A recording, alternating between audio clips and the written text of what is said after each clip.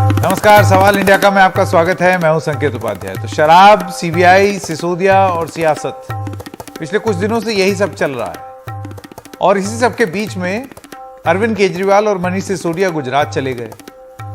तो उन्होंने वहां जाकर के क्या बोला केजरीवाल ने, सबसे पहले आपको उससे शुरू करते हैं, क्योंकि बाकी देखिए पिछले कुछ हफ्ते से जो हो रहा है वो तो आपका देखा हुआ जाना हुआ है पिछले कुछ दिनों का। ये बता दें कि अभी आज क्या हुआ। तो उन्होंने ये बोला कि अभी मनीष सिसोदिया को गिरफ्तार करने वाले हैं, हो सकता है मुझे भी गिरफ्तार कर ले। मुझे प्रधानमंत्री बनने की कोई लालसा नहीं, मिलकर देश को आगे बढ़ाना है और भारत को नंबर 1 बनाना है। ये उन्होंने अपना बयान दिया। इसके अलावा तमाम चीजें और हुई हैं और वो आपको बताना बहुत जरूरी है कि मनीष सिसोदिया ने आज सुबह बीजेपी के ऊपर एक बड़ा आरोप लगाया। क्या बोला उन्होंने, आपको वो बताते हैं। उनका ये कहना है कि मेरे पास भाजपा का एक संदेश आया। बीजेपी का संदेश है कि आम आदमी पार्टी छोड़कर बीजेपी में आ जाओ। बीजेपी का संदेश है कि सारे सीबीआई और ईडी के केस बंद करवा देंगे अगर आ जाओगे तो। मेरा बीजेपी को जवाब था कि महाराणा प्रताप का वंशज हूं, सिर कटा लूंगा, भ्रष्टाचारियों और षड्यंत्रकारियों के आगे नहीं झुकूंगा। मेरे खिलाफ सारे केस झूठे, जो करना है कर लो। ऐसा उन्होंने बयान दिया गुजरात जाकर के। अब आम आदमी पार्टी तोड़ना चाहती है भारतीय जनता पार्टी, बीजेपी पर आम आदमी पार्टी भी बरसी। तो ये तो थे सिसोदिया। उसके बाद पार्टी की तरफ से अटैक हुआ जिसपे उन्होंने बोला कि सिसोदिया जी पर सीबीआई छापेमारी होती है। छापों के बाद बीजेपी का सिसोदिया को ऑफर, सिसोदिया जी को बीजेपी का सीएम बनाने का ऑफर है। आम आदमी पार्टी कट्टर ईमानदार पार्टी है। आम आदमी पार्टी को तोड़ने की कोशिश की जा रही है। पार्टियों को तोड़ना बीजेपी की आदत है। तोड़फोड़ के लिए केस बीजेपी करवाती है। केंद्र की एजेंसियां तोड़फोड़ को हथियार की तरह इस्तेमाल करती हैं और जो बीजेपी में जाता है उसके केस बंद होते हैं। जो बीजेपी में जाता है वो ईमानदार हो जाता है। अब इसके बाद भारतीय जनता पार्टी की तरफ से पलटवार हुआ और क्या पलटवार उन्होंने किया आपको वो बता दें। उनका ये कहना है भारतीय जनता पार्टी का, वो कहते हैं कि झूठे आरोप लगाने बंद करें सिसोदिया। ऐसे आदमी की जरूरत बीजेपी में न है न रहेगी। वो बीजेपी में नहीं आएंगे, जेल जाएंगे। ये सिसोदिया जी की बौखलाहट है। ये महाराणा प्रताप का अपमान है। लोगों को गुमराह करने की कोशिश है। इनको किए की सजा जरूर मिलेगी। आम आदमी पार्टी करप्शन का कीर्तिमान बना रही है। मोहल्ला ठेके से घर घर शराब है। ये बेवड़ी सरकार करती भ्रष्टाचार। अब आप देखिए किस तरीके की जबान पर दोनों पार्टियां उतर आई हैं। शराब नीति पर केजरीवाल चुप क्यों, ये पूरी चीज है, पूरी बात है जो आज सामने आई है। तो ये है आज का प्रकरण जो आज हुआ है। तो आज सवाल इंडिया का में जो सवाल हम पूछ रहे हैं वो है आपके स्क्रीन पर। सिसोदिया, सीबीआई और सियासत। केजरीवाल का यह कहना कि मैं भी गिरफ्तार हो सकता हूं और फिर उन्होंने एक आरोप लगाया।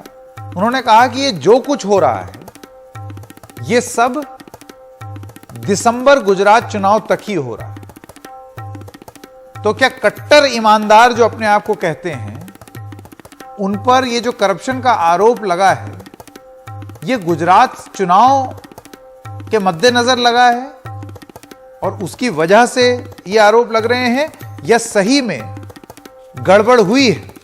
आप ये देखिए क्यों ये सवाल पूछ रहा हूं गड़बड़ हुई है, क्योंकि सवाल हुआ आबकारी नीति पर और आम आदमी पार्टी की तरफ से बयान आ रहे हैं कि ये हमारी शिक्षा पॉलिसी है जिससे बौखला गई है। शराब नीति पर उस तरीके के जवाब नहीं है। शराब नीति पर जहां जहां बात हो रही है तुरंत आम आदमी पार्टी कहती है कि शिक्षा, हमारी शिक्षा के खिलाफ है, हम ग्रो कर रहे हैं ना इस वजह से हमारे खिलाफ है। उस नीति पर थोड़ा कम बात कर रहे हैं। अब एनफोर्समेंट डायरेक्टरेट का भी ये कहना है और सीबीआई का ये कहना है कि सीबीआई खास तौर से कि इस मामले में उनसे तमाम सवाल पूछे गए मनीष सिसोदिया के और वो बारीक सवालों के जवाब नहीं दे पाए। तो ऐसे में क्या सच है और क्या गलत, और क्या कट्टर ईमानदार अपने आप को कहने वाली जो पार्टी है उस पर करप्शन के आरोप चिपकेंगे या नहीं चिपकेंगे? प्रमोद स्वामी नेता हैं भारतीय जनता पार्टी के, अजय उमट ग्रुप एडिटर हैं अहमदाबाद मिरर के, कुलदीप कुमार प्रवक्ता हैं आम आदमी पार्टी के और अलका लांबा प्रवक्ता कांग्रेस पार्टी। सबसे पहले मैं आपसे शुरू करना चाहता हूं कुलदीप जी, और आपसे सवाल पूछना चाहता हूं। भारतीय जनता पार्टी का यह कहना है कि सवाल हो रहा है भ्रष्टाचार पर, सवाल हो रहा है आबकारी नीति पर, और जवाब में आप कह रहे हैं कि हमारी शिक्षा, हमारे अस्पताल। मतलब आप गोल पोस्ट चेंज करने की कोशिश कर रहे हैं और यह बताने की कोशिश कर रहे हैं कि देखो हमने इतना अच्छा काम किया कि हमें काम नहीं करने दे रहे, और इस वजह से आप उन सवालों से बच रहे हैं जो कि आबकारी नीति पर आपसे पूछे जा रहे हैं। इसका जवाब आप कैसे देंगे? संकेत भाई, आप तो बहुत वरिष्ठ पत्रकार हैं और दिल्ली को भी समझते हैं, देश को भी समझते हैं, और पिछले 4-5 दिन से ये डिबेट लगातार जारी है और मैं भी बहुत सारे चैनल पे जा रहा हूं, हमारे बहुत सारे प्रवक्ता भी जा रहे हैं, और लगातार भाजपा की तरफ से जो सवाल पूछे जाते हैं हमने उनका जवाब दिया और विस्तार में जवाब दिया, एक एक चीज का विस्तार जवाब दिया। अब भाजपा के लोग ही कंफ्यूज हैं घोटाले को लेकर कि कितने करोड़ का घोटाला हुआ, तो उसमें गलती मेरी तो नहीं है, वो तो उनकी आपस में सामंजस्य नहीं बैठ रहा, वो उनकी गलती है। दूसरी बात रही, हम हेल्थ केयर एजुकेशन की बात क्यों कर रहे हैं? हमारे लिए आप ये समझ लीजिए कि आज देश भर में जो आम आदमी पार्टी ने, अरविंद केजरीवाल जी ने, जो दिल्ली के उप मुख्यमंत्री मनीष सिसोदिया ने जो एजुकेशन में काम किया है, उसको तो पूरा देश आज सराह रहा है, पूरे विश्व में उसकी चर्चा हो रही है, तो हम एजुकेशन की बात क्यों नहीं करेंगे? यानी कि एजुकेशन डर लग रहा है ना, ताकि एजुकेशन आगे ना बढ़ जाए, ये काम आगे ना बढ़ जाए। ये लोग काम ही तो रोकना चाहते हैं। ये क्या चाहते हैं कि आम आदमी पार्टी का विस्तार ना हो पाए? आम आदमी पार्टी दिल्ली आ गई, दिल्ली के पंजाब में आ गई, और पंजाब के बाद अब गुजरात में और स्टेटों में हमारा संगठन लगातार विस्तार कर रहा है। यही तो डर है मोदी जी को, इसके अलावा क्या डर हो सकता है आप बताइए? इसके अलावा तो कुछ डर लगता नहीं है। जब इंडिया नंबर 1 कैंपेन लॉन्च होता है उसके बाद से मोदी जी की नींद उड़ जाती है, भाजपा वालों की नींद उड़ जाती है।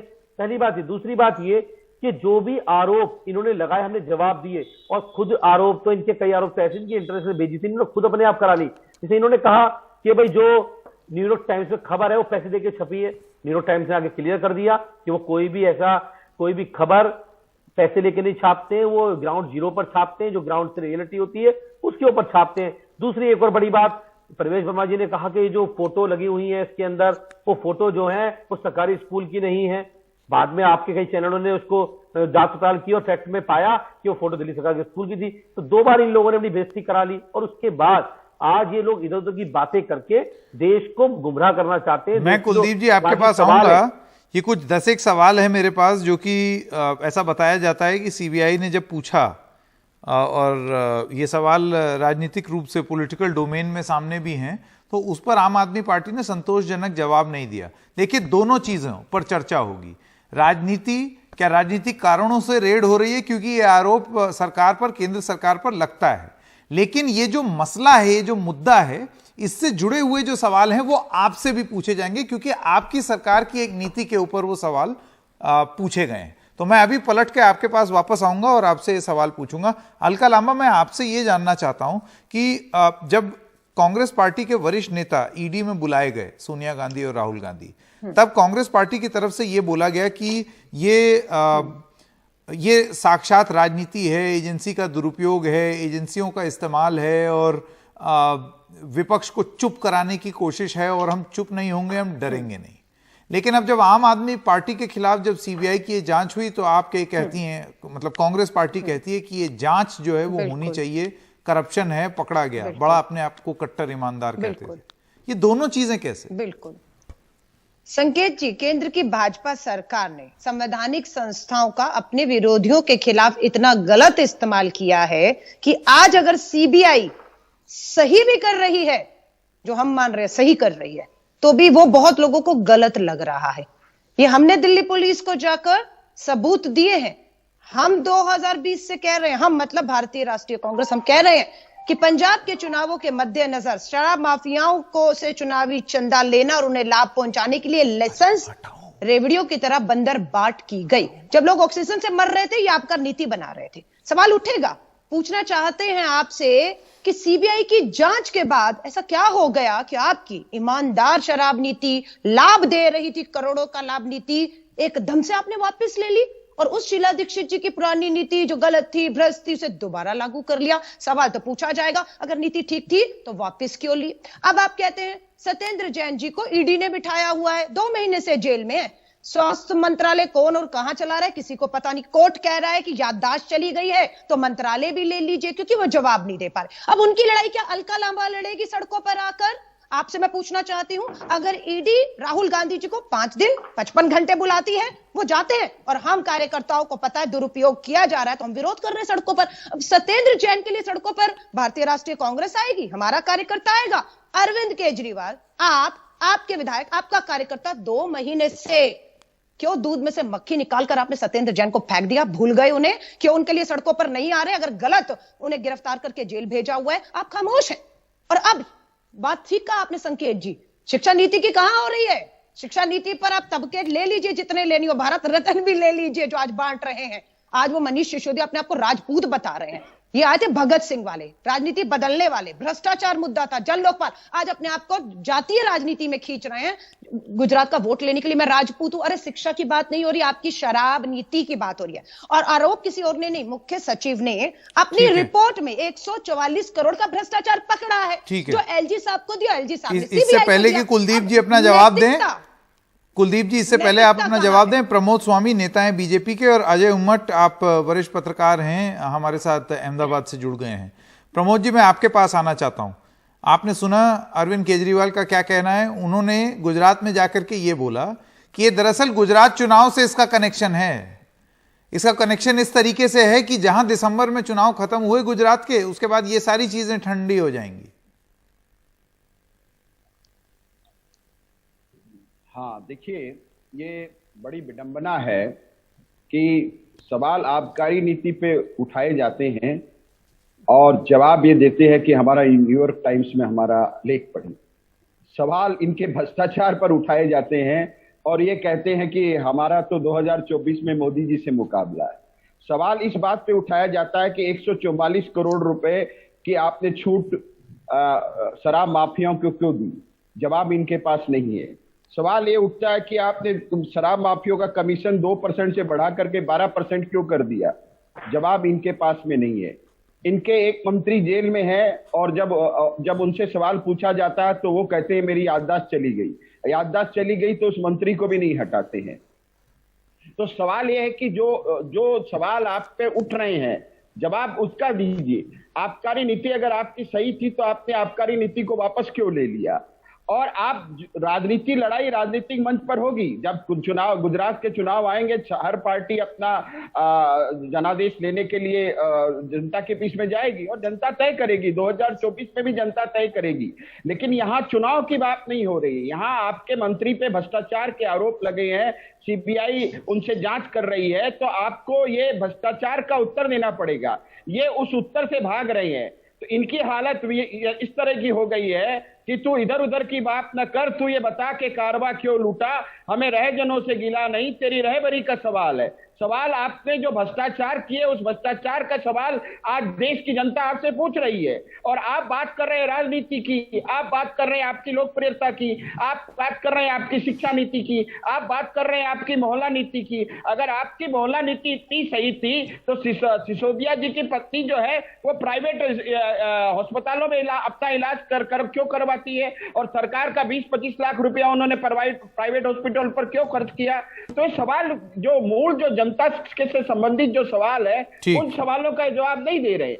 आज इनको जवाब है, ये जनता के कटकड़े में खड़े हैं और इनको इस भ्रष्टाचार के ऊपर में जवाब देना पड़ेगा। ठीक है, तो ये कांग्रेस और बीजेपी से हमने सुन लिया उनका वर्जन। कुलदीप कुमार अपनी बात बता चुके हैं। अब क्योंकि यहाँ पर आप हम लोगों के साथ बने रहिए। अब क्योंकि यहाँ पर गुजरात चुनाव के बारे में बात है, कुलदीप जी रुकिए, आऊंगा आपके पास, अब सबका जवाब दे दीजिएगा, अभी समय है।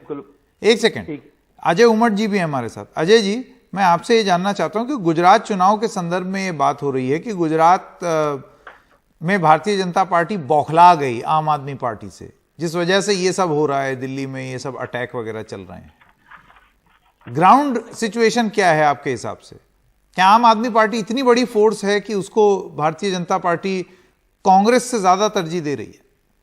नहीं, मैं आपको बताऊं, to tell you very honestly, in Gujarat Aam Aadmi party is second with. ये लोग क्या है, सोशल मीडिया में, टीवी चैनल्स में, उसमें मतलब हुआ एक पब्लिसिटी का खड़ा कर दिया है। लेकिन ग्राउंड में देखा जाए तो संकेत, ग्राउंड रियलिटी ये है कि अर्बन एरियाज में जहां अहमदाबाद है, बड़ौदा, सूरत, राजकोट, ये सब अर्बन एरियाज में बीजेपी के सामने आम आदमी पार्टी डर ही नहीं रही है। वो कांग्रेस को रिप्लेस करने के लिए ट्राइबल बेल्ट के अंदर जा रही है, वो नॉर्थ गुजरात में जा रही है, वो सौराष्ट्र रीजन में जा रही है, वो अमरेली में जा रही है, भावनगर में जा रहे हैं। लेकिन जो जहां बीजेपी के साथ टक्कर लेनी चाहिए, जहां लोहे की टक्कर है, वो बीजेपी के सामने टक्कर लेने के लिए आम आदमी पार्टी जा नहीं रही है, नंबर 1। नंबर 2, उनका जो ऑर्गेनाइजेशनल जो संगठन में जो रैंक एंड फाइल बननी चाहिए, न वो रैंक एंड फाइल दिख रही है, न गुजरात में केजरीवाल या मान जैसा कोई चेहरा है जो एक मुख्यमंत्री का चेहरा है जिसको लेकर वो जा सके। इनके पास कोई नए कार्यकर्ता नहीं आ रहे हैं। एक्चुअली वो कांग्रेस पार्टी से कुछ लोगों को उन्होंने अपने आम आदमी पार्टी में जोड़ा है, लेकिन भारतीय जनता पार्टी से कोई अच्छा आदमी गया नहीं है। केजरीवाल जी और सिसोदिया यहाँ आके सिर्फ एजुकेशन और हेल्थ की बात करते हैं, और सच मायने में आज मैं उनकी प्रेस कॉन्फ्रेंस सुन रहा था तो रेवड़िया बांट रहे हैं कि एसटी कंडक्टर की सैलरी बढ़ा देंगे, ड्राइवर की सैलरी बढ़ा देंगे, होमगार्ड की सैलरी बढ़ा देंगे, आर्मी का अगर कोई फौज में लड़ते हुए शहीद हो गया तो उसको 1 करोड़ रुपए हम घर पे जाके दे देंगे, पुलिस वाले को भी दे देना चाहिए। मतलब कहीं कोई बजट में कैसे right hand side left hand side मिलेगा, कुछ नहीं, मैं हर एक को सब कुछ दे दूंगा। तो मुझे समझ में नहीं आता कि ये कैसी रिस्पॉन्सिबल पॉलिटिक्स कर रहे हैं। हर एक को रेवड़ी बांटने की बात पहले मैं सम्मत नहीं था जब उन्होंने फ्रीबीज की बात की थी कि 300 यूनिट्स, लेकिन आज उन्होंने सबको मतलब रेवड़ी बांट दी। इसलिए मुझे लग रहा है कि कोई गुजरात की पब्लिक जो है वो काफी बिजनेस माइंडेड पब्लिक है, जो नंबर जो है सबसे पहले देखती है कि ये पैसा कहां से आएगा, रुपया कहां से आएगा, कहां जाएगा। और ये नहीं अजय जी, मैं ये सवाल इसलिए पूछ रहा हूं क्योंकि दिल्ली के संदर्भ में 2013 में दिल्ली में भी किसी ने ये नहीं सोचा था कि अरविंद केजरीवाल इतनी संख्या लेकर के आ जाएंगे। फिर उन्होंने 49 डेज की सरकार बनाई और फिर तो मतलब ऐसी एब्सोल्यूट मेजॉरिटी लेकर के आ गए। इसलिए मैं आपसे ये सवाल पूछ रहा हूं। दिल्ली देश में बहुत अच्छा सवाल है। भारतीय जनता पार्टी तो चाहती है कि आम आदमी पार्टी जितनी ऊपर आएगी उतनी कांग्रेस की वोट बैंक कटेगी। मैं आपको एक ही उदाहरण दे रहा हूं। गांधीनगर म्युनिसिपल कॉर्पोरेशन में भारतीय जनता पार्टी के पास 42% वोट थे, तो उनके 42% वोट एज इट इज रहे। इतिहास गवाह है कि Congress party Gandhinagar municipal corporation most of the time जीतती थी और भारतीय जनता पार्टी उस कांग्रेस पार्टी की सरकार मतलब कॉर्पोरेशन को तोड़ के मेयर को अपने साइड में ले जाती थी। 3 बार कांग्रेस पार्टी की कॉर्पोरेशन बनी और तीनों बार भारतीय जनता पार्टी ने उस कॉर्पोरेशन को गांधीनगर में तोड़ा। लेकिन इस बार पिछली बार चुनाव में क्या हुआ कि 22% वोट जो थे वो आम आदमी पार्टी ने लिए और 27% वोट जो थे वो कांग्रेस पार्टी के पास बचे। मतलब बीजेपी का जो 42% वोट शेयर था उसको कुछ नहीं हुआ। कांग्रेस पार्टी के वोट जो थे वो केजरीवाल ने तोड़े।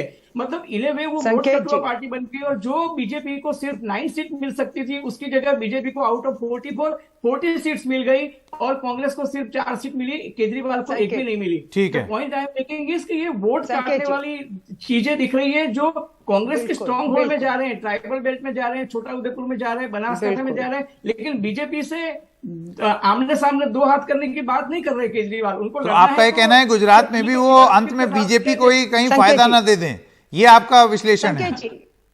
मतलब दिल्ली में शीला के साथ लड़ने की हिम्मत अरविंद केजरीवाल ने की थी। यहाँ पर ये नहीं कह रहे कि मैं अमित शाह के मत विस्तार से लड़ूंगा या मोदी जी के मत विस्तार से लड़ूंगा या अहमदाबाद में उस एरिया में। बिल्कुल ठीक है, एक एक करके सबका जवाब लिया जाए, एक एक करके। सबसे पहले अलका जी, इससे पहले आप जवाब दें, कुलदीप के पास जाते हैं, कुलदीप कुमार जी के पास जाते हैं क्योंकि उन्होंने आप सबकी बात सुनी तो अब उनका राइट टू रिप्लाई। कुलदीप जी, आप मुझे ये बताइए कि ये सब गुजरात के चलते अगर हो रहा है तो अजय जी का तो ये कहना है कि ये तो आपने अपने आप को थोड़ा सा ज्यादा आंक लिया। दूसरी चीज, जो सवाल राजनीतिक रूप से आपसे पूछा जा रहा है वो वही है कि सवाल पूछा जाता है इस आबकारी नीति पर, आप उसमें ले आते हैं न्यूयॉर्क टाइम्स का आर्टिकल, आप उसमें ले आते हैं दिल्ली के स्कूल। आज तो एक कार्टून भी आया है जिसमें एक छोटी सी बच्ची पढ़ रही है और भाला लिए मनीष सिसोदिया खड़े हैं कि ईडी और सीबीआई के तीर बचा रहे हैं। ये पॉलिटिकल मैसेजिंग अपनी जगह, लेकिन आपको लगता है कि आप भी मामले को डाइवर्ट करने की कोशिश कर रहे हैं कि जो सवाल है वो ना पूछ के, वो ना जवाब दे करके कुछ और ही कहीं और ही ले जाएं किसी डायरेक्शन में। संकेत भाई, सवाल आपके भी हो गए, सवाल काजी के भी हो गए, भाजपा के साथी के भी अब आपका जवाब। और एक हमारे कांग्रेस के मित्र बैठे हैं, अजय जी कांग्रेस के लिस्ट है, पत्रकार, पता नहीं, मुझे नहीं पता क्या है, तो वो भी बैठे हैं, उनके सवाल भी हो गए। मेरी कृपया आगे मेरी बात नहीं, देखिए उन पर आप आरोप ना लगाएं, वो एक जर्नलिस्ट हैं, वरिष्ठ पत्रकार हैं।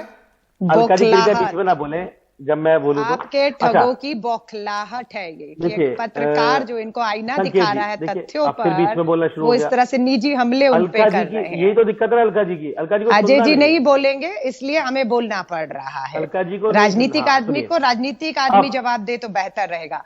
अजय जी ने इन्हें बेनकाब किया है कि गुजरात अब में बात किस तरह करते से हैं। भाजपा की बी अरे, टीम बनकर इन्होंने वहां पर कांग्रेस के अलका जी को वोट को बुलवा दीजिए पहले बांटकर आप बोलिए। भाजपा को लाभ दिया है। ऐसा ही उन्होंने गोवा में किया, ऐसा उत्तराखंड में कर रहे हैं, ऐसा हिमाचल और गुजरात में भाजपा हार रही है, कांग्रेस हरा रही है, लेकिन ये बी टीमें बनकर वहां पर वोट बांट रही हैं। ये तो अजय जी ने हो गई तथ्यों के अलका जी आधार की पर बात। कहा। नहीं, पर देखिए बौखलाहट अलका जी, क्यों इसमें है? मुझे जवाब देखिए, दे क्योंकि हम दीजिए। गुजरात के संदर्भ में बात कर रहे हैं, अगर कोई राजनीतिक दल बिल्कुल। बड़ा होना जवाब चाहता है और राजनीतिक स्तर पर अपनी किस्मत आजमाना चाहता है, तो उसमें ए टीम, बी टीम, सी टीम क्या, आप देखिए नहीं, ऐसे तो आजमाए ना।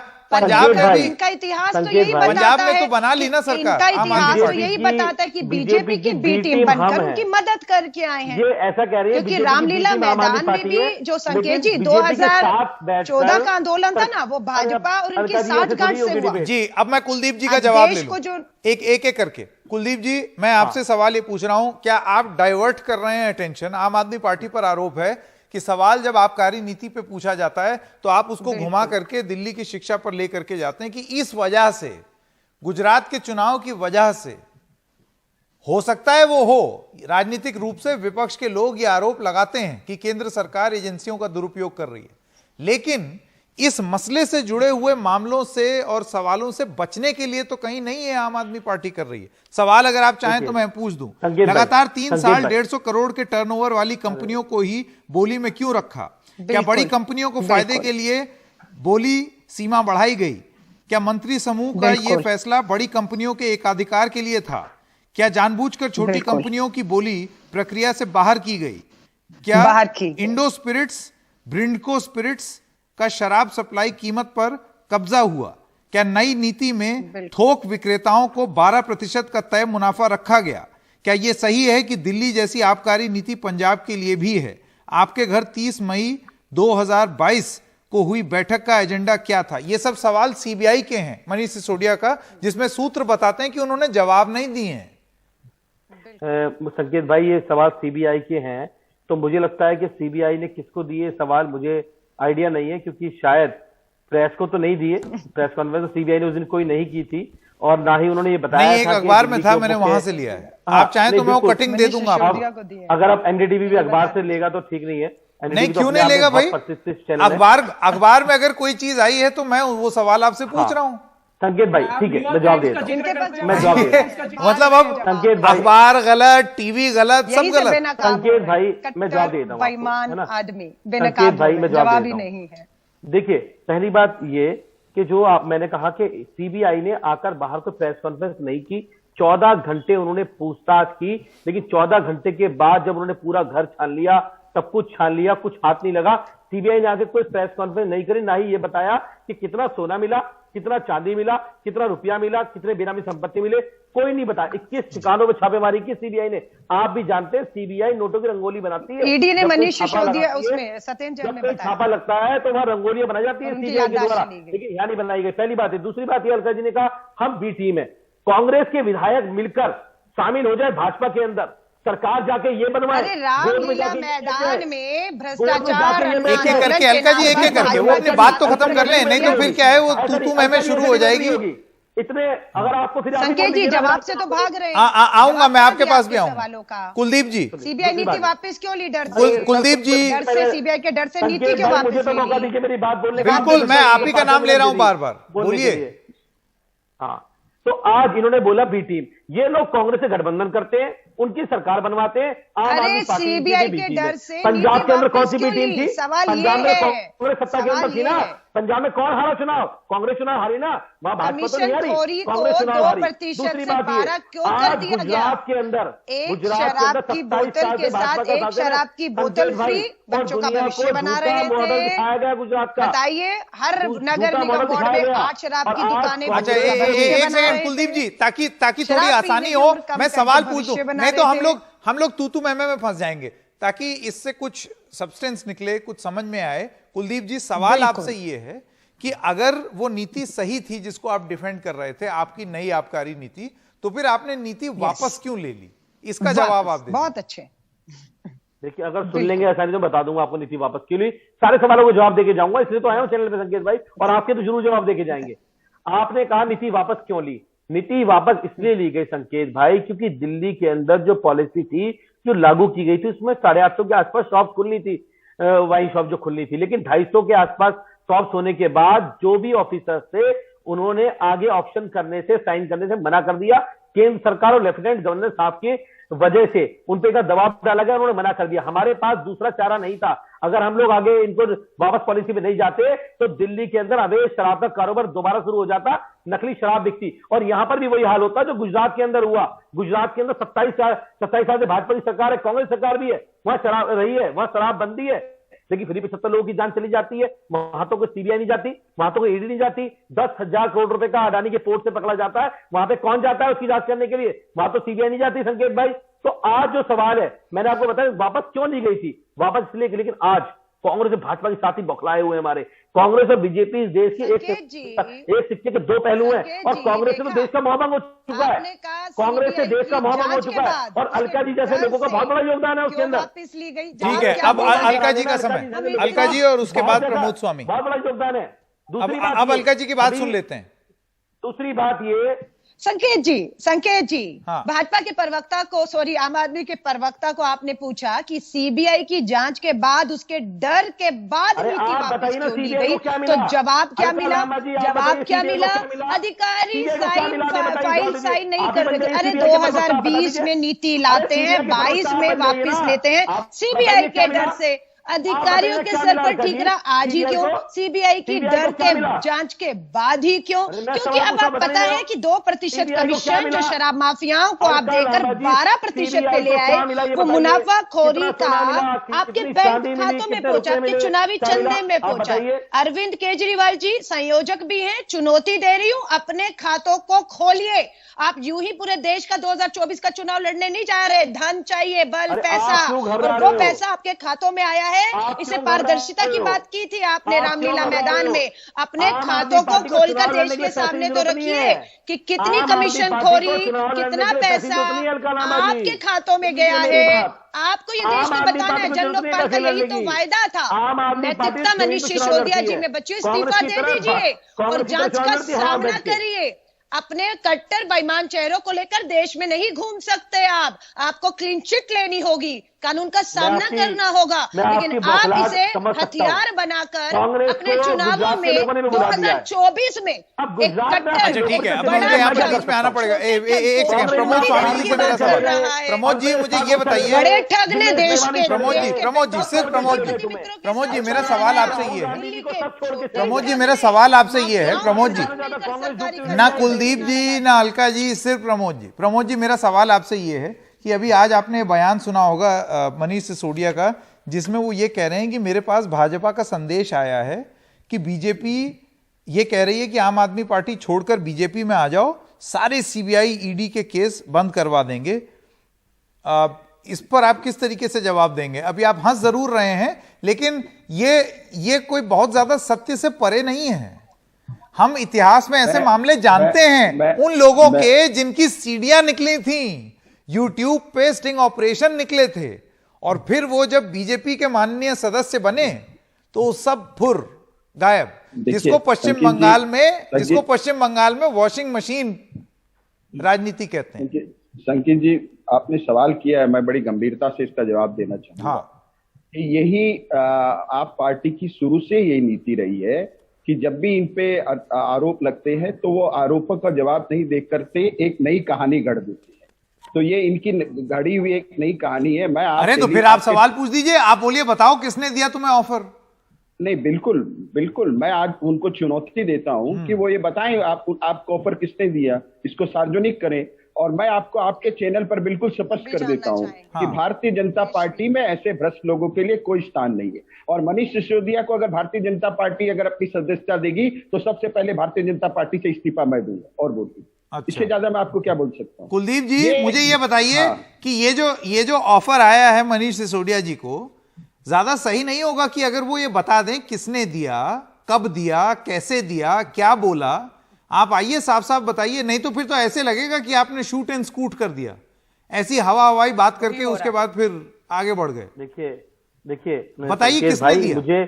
मुझे तो इस बात में बिल्कुल कतई आश्चर्य नहीं है और आपको भी नहीं होगा कि भारतीय जनता पार्टी पूरे देश भर में इस तरह की घिनौनी हरकत कर रही है। सर ये आरोप लगते हैं बीजेपी पे, जैसे मैंने बताया पश्चिम बंगाल में खुद वो जिन नेताओं पर आरोप लगा रहे थे आज वो उनकी पार्टी में आ गए, उनके मामले खत्म हो चुके हैं, ये बात मैं मान रहा हूं। मेरा सवाल आपसे ये है कि आप नाम बताइए। महाराष्ट्र के अंदर इसका बिल्कुल ताजा उदाहरण है, आपने देखा अभी किस प्रकार से उन्हें ऑफर दिया गया, उन्हें तोड़ा गया। लेकिन मैं कहना चाहता हूं, भाजपा के मेरे मित्र बैठे हैं, अब मेरा मैसेज मोदी जी तक पहुंचा देना कि ये आम आदमी पार्टी के लोग हैं। कुलदीप जी, सिसोदिया जी को किसने ऑफर दिया बीजेपी से?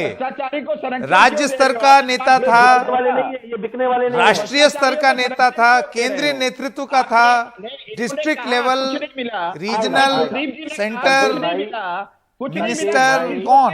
संकेत भाई, पूरे देश भर की राजनीति में आप देख लीजिए, हर लोगों को ऑफर दिए जा रहे हैं, लालच दिए जा रहे हैं, सीबीआई ईडी का डर दिखाया जा रहा है। आइए तो कुलदीप जी ऐसे लगेगा आपने, देखिए अब तो ये ऐसे लगेगा जैसे कि आपने ऐसी बात हवा हवाई उड़ा दी। अगर आप नाम नहीं लेंगे, आम आदमी पार्टी कोई भी बात हवा में नहीं कहती है, और ये तो आपको लगता है कि वो नाम सामने आना चाहिए, क्योंकि आरोप बहुत गंभीर है। नाम भी आएगा, हर चीज सामने आएगी संकेत भाई, सब चीज सामने आएगी, और देश जानता है कि भारतीय जनता पार्टी आती है कि कैसे भी आम आदमी पार्टी को, अरविंद केजरीवाल जी को रोका जाए ताकि गुजरात। कुलदीप जी कह रहे हैं कि नाम सामने आना चाहिए, भाई आम आदमी पार्टी के प्रवक्ता यहाँ पर कह रहे हैं कि वो नाम सामने आना चाहिए। अजय जी, जमीन जब खिसक रही है ना, अजय जी, वो समझ में आएगा। अजय जी मैं आपके पास आना चाहता हूँ और मैं आपसे ये जानना चाहता हूं कि देखिए ये जो उन्होंने दावा किया, अपनी जाति का उल्लेख, और ये बोला कि मैं वंशज हूं और मैं सिर कटा लूंगा, और ये सारी चीजें उन्होंने गुजरात में आने के बाद कही, और उसके बाद आरोप ये लगाया है कि भारतीय जनता पार्टी ये सब करी इसलिए रही है क्योंकि गुजरात के चुनाव से पहले वो बौखलाए हुए हैं और वो एक मुख्य प्रतिद्वंदी के रूप में हमें देखते हैं। तो आपको लगता है कि ये सारी चीजें अभी और ज्यादा बढ़ने वाली हैं गुजरात चुनाव में? दिसंबर में है चुनाव, राइट, अभी तो अगस्त, दिसंबर में चुनाव है। अगर शेड्यूल पे हुआ तो दिसंबर में चुनाव है, 25 दिसंबर से पहले विधानसभा का गठन होना चाहिए। लेकिन आज केजरीवाल ने बढ़ के ये भी कह दिया कि मनोज सिसोदिया के बाद हो सकता है कि केजरीवाल की भी अरेस्ट हो। और ये सवाल जो आप पूछ रहे थे आम आदमी पार्टी से, ये सवाल यहाँ मनोज सिसोदिया को पूछा गया प्रेस कॉन्फ्रेंस में कि आपको ऑफर किसने दिया, तो मनोज सिसोदिया ने जवाब डालते हुए कहा कि मुझे जिसका फोन आया था उसने कहा था कि आप मुझ पर भरोसा रखो, मैंने ही नारायण राणे को भारतीय जनता पार्टी में इन्वॉल्व किया था, मतलब ज्वाइन करवाया था, मैंने ही हेमंता बिस्वा शर्मा को ज्वाइन करवाया था, लेकिन उन्होंने खुल के किसी का नाम नहीं दिया।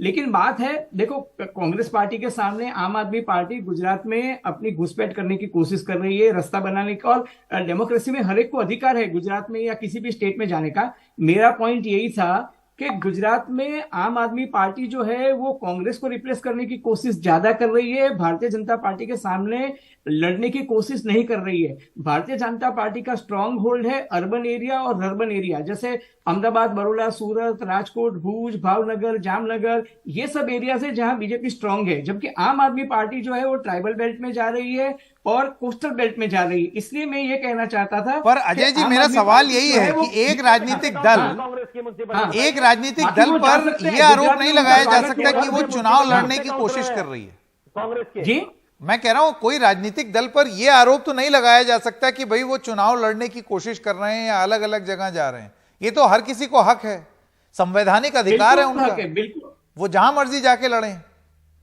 नहीं, बिल्कुल हक है। और मैं ये भी नहीं कह रहा हूं कि आम आदमी पार्टी बीजेपी के बी टीम है, मैं ये बिल्कुल नहीं कह रहा हूं। वो बीजेपी के सामने लड़ रहे हैं, लेकिन वो अपने नंबर बढ़ाने के लिए उनको लगता है कि वो कांग्रेस को रिप्लेस करके अच्छे से सीट्स ले सकते हैं। इसीलिए उन्होंने जो पहली 10 सीट जो डिक्लेयर की, देखो संकेत, आपका इंडिकेशन कहां से मिलता है? आउट ऑफ 182 सीट्स उन्होंने 10 सीट्स डिक्लेयर की है गुजरात में। ये 10 सीट ऐसी है जहां कांग्रेस हमेशा चुनाव जीतती थी, जहां बीजेपी का स्ट्रांग होल्ड नहीं है। तो गुजरात में जो जमीन स्तर पे जो देखा जा रहा है वो ये देखा जा रहा है कि आम आदमी पार्टी पहले कांग्रेस को रिप्लेस करना चाहती है, वो कांग्रेस के स्ट्रांग होल्ड में जा रही है। आपने गुजरात में अडवाणी जी का जो मत क्षेत्र था, अमित शाह का मत क्षेत्र था, नरेंद्र मोदी का था, उसमें नहीं लड़ा है। दिल्ली में केजरीवाल ने कहा था मैं शीला दीक्षित की कॉन्स्टिट्यूंसी में जाके लड़ूंगा, जहां से शीला दीक्षित लड़ेगी वहां से लड़ूंगा।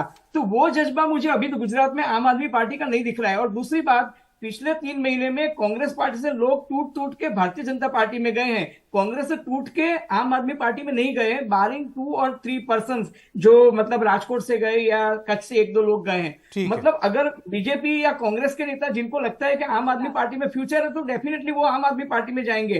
पंजाब के चुनाव के वक्त काफी लोग भारतीय जनता पार्टी, कांग्रेस पार्टी छोड़ के आम आदमी पार्टी में गए क्योंकि उनको लग रहा था कि आम आदमी पार्टी चुनाव जीत सकती है। अभी जो गुजरात में ग्राउंड रियलिटी ये है, आम आदमी पार्टी डेफिनेटली आज से 6 महीने जो स्थिति पे थी उससे ज्यादा उन्होंने 12-15% वोट जमीन पर हासिल किए हैं। एंटी एस्टेब्लिशमेंट फीलिंग को एनकेस करने की कोशिश जरूर की है, लेकिन उनके पास संगठन नहीं है। जो बीजेपी के पास पेज मैनेजमेंट है, बूथ मैनेजमेंट है, वो लोग जिनका रैंक एंड फाइल है उतना स्ट्रांग नहीं है। मेरा ये भी कहने का इश्यू था कुलदीप जी से। देखिए इसमें वही है कि गुजरात राज्य बड़ा राज्य है और उसकी दिल्ली से तुलना नहीं की जा सकती, लेकिन यही सब तर्क दिल्ली में भी दिए गए थे कि उनके पास कुछ भी नहीं है, वो क्या कर पाएंगे, 4-5 सीट से ऊपर नहीं उठ पाएंगे। उसके बाद फिर 26-27 ले आए और फिर तो 67 ही ले आए। आप सब लोगों का बहुत बहुत धन्यवाद हमारे साथ जुड़ने के लिए। वक्त खत्म हो गया है, एक छोटे से ब्रेक के लिए रुक रहे हैं। ब्रेक के बाद जब आएंगे तो आपको बताएंगे द रिटर्न ऑफ किसान आंदोलन दिल्ली में वापस शुरू हो गया है।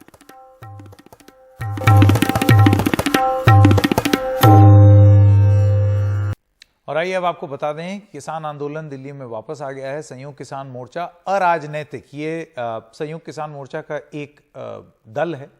उन्होंने आज दिल्ली के जंतर मंतर पर किसान महापंचायत बुलाई है। किसानों की ये महापंचायत लखीमपुर खीरी मामले में इंसाफ, एमएसपी समेत कई मांगों को लेकर बुलाई गई है। हालांकि दिल्ली पुलिस ने महापंचायत की इजाजत नहीं दी है। इसके बावजूद किसानों की महापंचायत के मद्देनजर दिल्ली की सभी सीमाओं पर सुरक्षा बढ़ा दी गई है। कई जगह लंबा ट्रैफिक जैम देखने को मिला। इसके मद्देनजर दिल्ली पुलिस ने एक एडवाइजरी भी जारी की थी।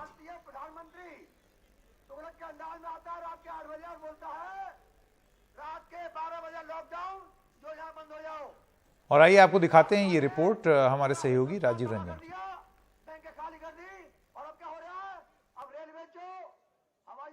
हमारे साथ है किसान नेता जगजीत सिंह डेलेवाल। महापंचायत की नौबत क्यों आन पड़ी? सरकार ने लोगों के साथ किया हुआ वायदे पूरे नहीं किए, जिसकी वजह से ये महापंचायत करने की जरूरत पड़ रही है। तो हमारी ये भावना तो थी नहीं, लेकिन क्योंकि हमने जो धरना इस विश्वास पे स्थित किया था कि सरकार हमारी मांगे पूरी करेगी, लेकिन वो सब के सब मांगों को पूरा करने की बजाय अगर हमने एमएसपी की गारंटी की बात की, वो खेतीबाड़ी मंत्री जी मुकर चुके हैं कि हमने तो कभी बात ही नहीं की इसके ऊपर। इन्होंने कहा कि हम किसानों के मुकदमे वापस लेंगे, वो अभी तक लटक रहे हैं। उन्होंने कहा कि बिजली शोध बिल नहीं लेकर आएंगे, वो भी ले आए। इन्होंने कहा कि लखीमपुर के जो दोषी हैं उनको सजा देंगे, और वो भी अभी लटक रहा है बीच में। अजय मिश्रा टैनी के बारे में रिपोर्ट आ चुकी है मैं सुप्रीम कोर्ट की, तब भी उसके खिलाफ कार्रवाई नहीं हो रही। तो फिर मतलब क्या, इन सब को लेकर राष्ट्रपति को हमने ज्ञापन देने की प्रयास करेंगे। कितने किसान संगठन इस महापंचायत में हिस्सा ले रहे हैं? लगभग 70 से 75 संगठन इसमें सहयोग कर रहे हैं। कई सारे किसान संगठन भी हिस्सा नहीं ले रहे हैं। सरकार ने एमएसपी को लेकर एक बैठक बुलाई थी अपनी। देखिए, जो संगठन हिस्सा नहीं ले रहे वो उनकी बात हो सकती है, वो हो सकता है वो ये लड़ाई ना लड़नी चाह रहे हों, लेकिन जो लोग इस लड़ाई को लड़ना चाह रहे हैं वो हिस्सा ले रहे हैं।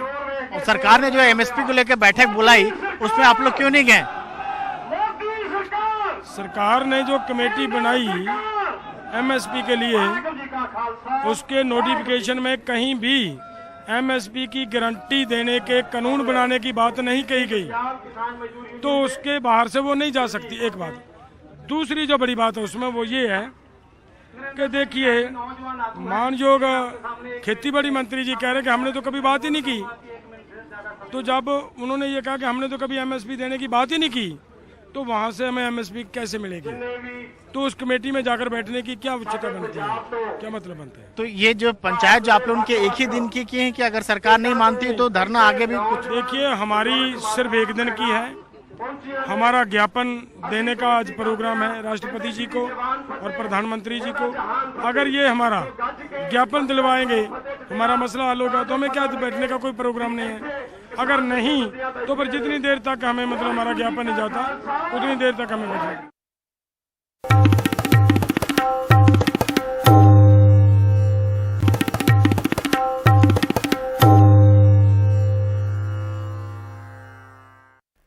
झारखंड में राजनीतिक हलचल काफी तेज हो गई है। आशंकाओं और अटकलों के बीच मुख्यमंत्री हेमंत सोरेन के खिलाफ खनन लीज केस में चुनाव आयोग के फैसले का इंतजार किया जा रहा है। इस फैसले पर हेमंत सोरेन सरकार का भविष्य टिका हुआ है। इस बीच बीजेपी सांसद निशिकांत दुबे के एक ट्वीट ने अटकलों को और तेज कर दिया है। एक लाइन के ट्वीट में दुबे ने लिखा है कि जोहार, जय श्री राम, आखिर झारखंड में हो गया काम। आपको बता दें कि यदि चुनाव आयोग का फैसला हेमंत सोरेन के पक्ष में नहीं आता है तो उन्हें कुर्सी छोड़नी पड़ सकती है। ऐसे में ये अटकलें भी हैं कि वो अपनी पत्नी कल्पना सोरेन को भी कुर्सी सौंप सकते हैं।